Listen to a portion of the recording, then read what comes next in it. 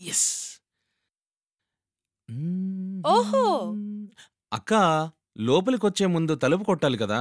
నువ్వు నాకు చెప్పక్కర్లేదు.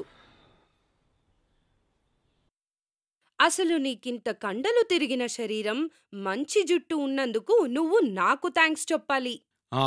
ఎందుకో నేను రోజు జిమ్కి వెళ్ళడం వల్ల, తలకి కొబ్బరి నూనె రాయడం వల్ల ఇలా ఉన్నానంతే. నీ చిన్నప్పుడు నేను నీకి ఎంత సహాయం చేశానో తెలుసా? నీకొక నిజం చెప్పాలి. ఏంటి?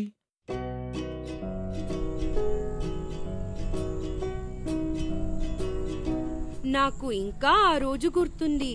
నువ్వప్పుడు చిన్న బాబువి. నేను ఆడుకుని ఇంటికొచ్చి చూస్తే, అమ్మా అమ్మా పాపమమ్మ నొప్పితో నీకు పాలు పట్టలేక ఇబ్బంది పడుతూ ఉంది. అమ్మా, నే ఎవరినైనా తీసుకురానా?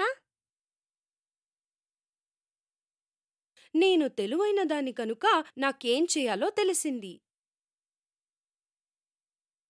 ఏంటి? ఏమైంది? నా చనుమొన చాలా బాధిస్తుంది. పగులు కూడా వచ్చింది. పాలు కూడా ఉత్పత్తి అవ్వట్లేదు. అవునా? నేను చూస్తానుండండి. ముందుగా మీరు మీకు అనువైనట్లుగా కూర్చొని బాబుని మీ రొమ్ము దగ్గరకు తీసుకోవాలి. ఆ తరువాత బాబు కింది దవడను మరియు పెదాలను మీ చనుమొనలకు తగిలించండి. అలా చెయ్యడం వల్ల మీ బాబు నోరు తెరుస్తాడు. అప్పుడు మీ చనుమొనలను బాబు నోట్లో పెట్టండి. రొమ్ము ముక్కుకి అడ్డుపడకుండా చూసుకోండి. అంతేకాదు, మీరు పౌష్టిక ఆహారం తినడం చాలా ముఖ్యం. ఈ ప్రక్రియలన్నీ పాటించిన తరువాత కూడా పాలు ఉత్పత్తి కానట్లయితే మీరు నర్స్ని గాని డాక్టర్ని గాని సంప్రదించాలి.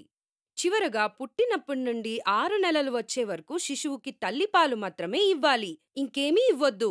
మంచినీళ్లు కూడా. చాలా థ్యాంక్స్ అండి. ఓ, కేవలం తల్లిపాలు మాత్రమేనా? బాబుకి కొంచెం ఆవు పాలు పెడదాం. ఏముంది ఆ కప్పులో? ఆవు పాలు. ఇది బాబుని పుష్టిగా మరియు దృఢంగా ఎలా చేస్తుంది. ఆవు దూడకి మాత్రమే ఆవు పాలు కావాలి. బాబు అమ్మ పాలు మాత్రమే తాగాలి. నువ్వు చిన్నపిల్లవి, వెళ్ళు. నీకేం తెలీదు.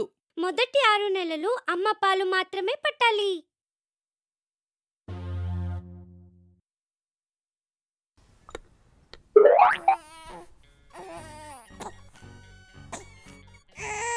ఊరుకో నాన్న, టామ్ అండ్ జెర్రీ చూస్తున్నా.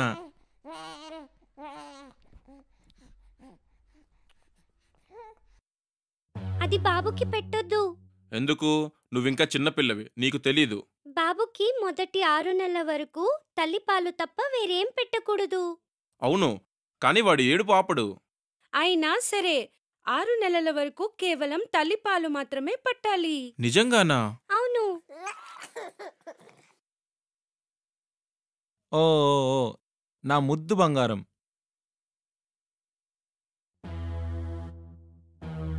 అది పెట్టొద్దు. బాబుకి తీపి తినాలనిపించదా? అందరూ తమ పిల్లలకి తేనె పెడతారు. అవును, కానీ అది తప్పు. ఆ? నువ్వింకా చిన్నపిల్లవి, నీకివన్నీ ఎలా తెలుసు? దీపాలి చెప్పింది నిజం. మొదటి 6 నెలల వరకు తల్లిపాలు మాత్రమే పట్టాలి. అర్థమైందా? నేను లేకపోతే నువ్వు ఇలా ఉండేవాడివే కాదు. సరేలే, థ్యాంక్స్.